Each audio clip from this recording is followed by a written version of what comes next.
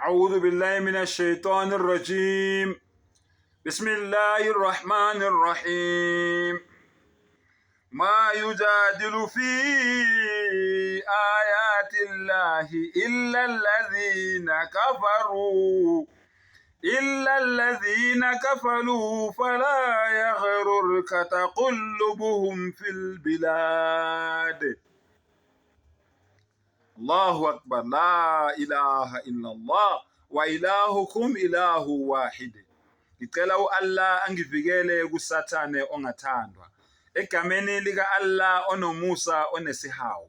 uAllah mkhulu kunayo yonke into, akekho omunye onelungelo lokukhonzwa ngaphandle kwakhe. UnguNkulunkulu wami noNkulunkulu wethu noNkulunkulu weinto zonke. Saphinda futhi le video le impendulo kumfowethu lo Church Reality Check channel. Impendulo mfowethu, ngisaphinda futhi ngiyafisa ukuthi le video le ifinyelele kuwe. Yekela ukuthatha iHoly Quran uyifanise neBhayibheli. iHoly Quran amazwi kaMdali yena yedwa, ayidinge ukuchazwa uwe, ayidinge ukuanalyzewa uwe. Ifunde utshele abantu njengoba injalo, ungafundi iQuran bese utshela abantu lokho ufuna ukuthi bakuzwe njengoba nenza ngeBhayibheli.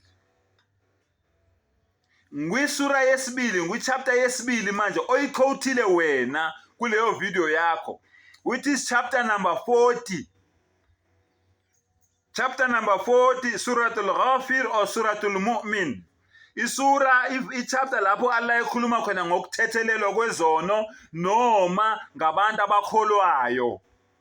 Inamagama amabili le sura. Sometimes bathi Suratul Mu'min la ekhuluma khona ngabantu abakholwayo. Ichapter isahluko sabantu abakholwayo. Bese kuba iSuratul Ghafir elinye igama layo futhi Ghafir ukuthi ukuthethelelwa, ukuxolelwa kwezono.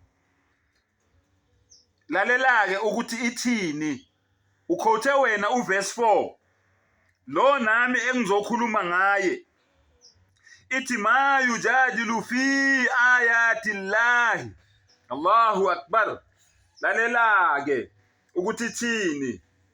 Ngikutshele yona ngesizulu. Ithi abekho abaphikisanayo mayelana nemibiko kaAllah. Abekho abaphikisanayo mayelana nemibiko kaAllah. Ulalele kahle. Ikhuluma ngawe le verse le, ikhuluma ngawe kanye nabanye abafana nawe abafunda iQuran bese befuna ukuthi bayi-interprete noma bayichaze ngendlela efunwa yibo, bangayichazi ngendlela ibhalwe ngakhona. Ithi-ke lalela, abekho abaphikisanayo mayelana nemibiko kaAllah. Allahu akbar. Illa alladhina kafaru, ngaphandle kwalabo abangakholwa. Uzwile? Wena ophikisa, abekho abantu abaphikisana nemibiko kaAllah ngaphandle kwalabo abangakholwa, abafana nawe kanye nabanye abanalomqondo wakho. Wena usetshenziswa usathane. Usathane uyakusebenzisa.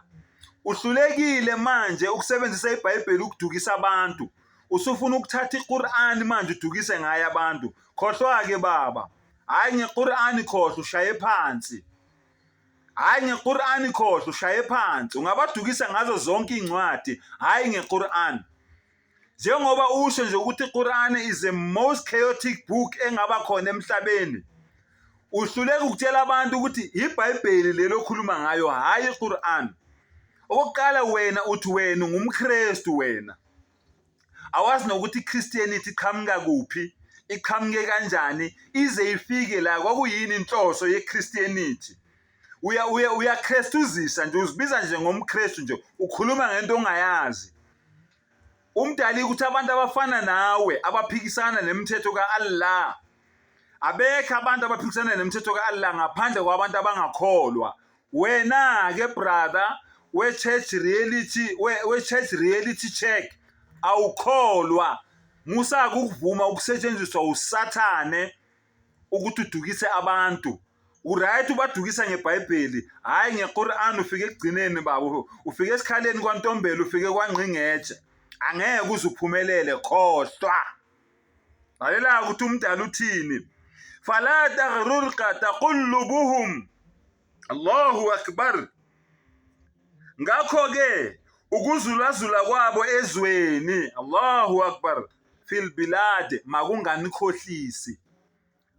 Allah uthi abantu abafana nawe, abakhuluma njengawe, abafunda iQuran, bafuna ukuyichaza, ba-interprete ngendlela yabo, badukise abantu. Allah uthi makungasikhohlisi ukubona abantu abafana nani. So awusithusi noma ungakhuluma uthini ngeQuran, awusithusi, kodwa thina sizokutshela lokho iQuran ekushoyo. Allah uthi abantu abafana nawe bangasikhohlisi, bangasithusi. So bantu bakithi ma-Afrika mahle, nonke nina enibuke ivideo yalomjida lo we-church reality check, uyanidukisa njengoba equota amavesi weQuran afuna ukwa-interpreta ngendlela yakhe. Ingaphezu kwakhe lento le ayikhulumayo. Ngihlale nginitshela ngithi iQuran akukhulumi uMuhammad, akukhulumi mina, kodwa kukhuluma umdali, kukhuluma umenzi wezinto zonke uqobo lwakhe. So my brother, please, ungalinge uzibukise ngabantu, uzibukise ngomhlaba wonke, ukhulume amanga ngento yaziyo vele ukuthi ukhuluma amanga. Akazange nje asho umdali kwiQuran ukuthi singatsheli abantu ngeIslam. Akazange azakusho lokho. Umdali uyasitshela kwiQuran ukuthi ud'u fi sabilihi, bizani abantu nibabizele endleleni yami, bil hikma, ngokukhalipha, ngenhlakanipho, wal maw'ida, Allahu akbar, nangendlela right. Nilalele, niyaleke, niyale kahle, niyalwe kahle, manibiza abantu nibabizela endleleni yami. Kukuphi-ke wena la umdala ethe singa-recruit abantu, la ethe umdala singatshela abantu? Wento kumele uyikhulume eyiqiniso. Umdala uthe la ikraha fiddin, singaforce abantu ukuthi babe amamuslim. Lokho umdali vele ukushilo, kodwa ukuthi singabatsheli ngeIslam akazange azakusho lokho. Nalena ke oyikhulumayo ukuthi iQuran beyize kuma-Arabs kuphela, ukhuluma amanga alihlaza qwe. Usebenzisa isura Yasin, sura number 36, uyayisebenzisa uthi wena umdali uthi iQuran yama-Arabs kuphela, iQuran yeze kuma-Arabs kuphela, ukhuluma amanga alihlaza qwe. Yayingeza kanjani iQuran ngolinye olimi ingezi ngesi-Arab, kodwa uMuhammad sallallahu alaihi wasallam wayeyi-Arab? Cabanga wena mangabe uwumZulu or uwumXhosa or uwumpedi, bese kuza amasiko akini eze ngolunye ulimi, uzomuzwa kanjani lo muntu okhuluma nawe? Manje wena sowuthatha ukuthi ngoba uMuhammad sallallahu alaihi wasallam wayeyi-Arab, manje ingilosi yakumele mayiza kuye ikhulume naye ngaluphi ulimi? Ingakhulumi ngesi-Arab kodwa yayi-Arab. Ukhula ngekhanda wena, ukhula ngekhanda, ulahlekelwa ingqondo, udinga udokotela wengqondo. Thina sizokutshela-ke, udinga ukwelashwa wena ngokwengqondo. Akazange umdala athi ilokuzana i-Islam yama-Arabs kuphela noma iQuran yama-Arabs kuphela. Uthe umdali litundhiru abaukum fahum ghafilun, izoxwayisa obaba benu, izoxwayisa obaba benu abanganaki, ngoba ama-Arabs ngaleso sikhathi aye-barbaric, kwakwama-barbarians mangaba wazi. Babengawazi umthetho, babebulalana bodwa, behlupha abantu besimame, bengcwaba abantwana bamantombazane bephila, behlupha igqila, bephila ngeslavery, bephila ngokubulalana, bephuza utshwala bugeleze emigwaqeni yase-Saudi Arabia. Babe ama-barbarians. Yingakho umdala ethi abantu ababengazilutho, abantu ababengafundanga. Akuzange kushiwo kumdala mayesho kanjalo ukuthi iQuran yeze kuma-Arabs kuphela. Kukuphi la iQuran umdala ethi iQuran yeze kuma-Arabs kuphela?